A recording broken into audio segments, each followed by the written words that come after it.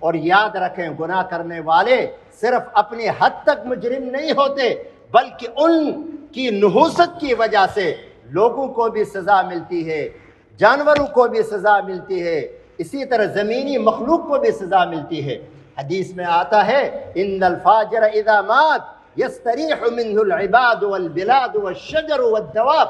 جب فاجر و فاسق آدمی، گنہگار مجرم آدمی مر جاتا ہے تو اس سے راحت ملتی ہے بندوں کو، جانوروں کو، اسی طرح درختوں کو اور اللہ کی زمین کے سارے مخلوق کو۔ یستریح منہ العباد والبلاد والشجر والدواب،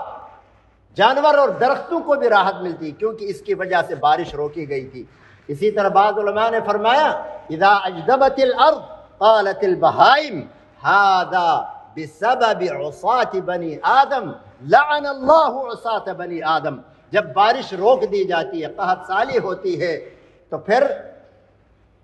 اللہ کی مخلوق، یہ چرند و پرند، یہ چھوٹی چھوٹی مخلوقات اس کے لیے بد دعا کرتی ہیں، کہتی ہے یہ بنی آدم کے گناہوں کی وجہ سے ہے۔ اللہ تعالیٰ ان گنہگاروں پر لعنت بھیجے، لعنت فرمائے۔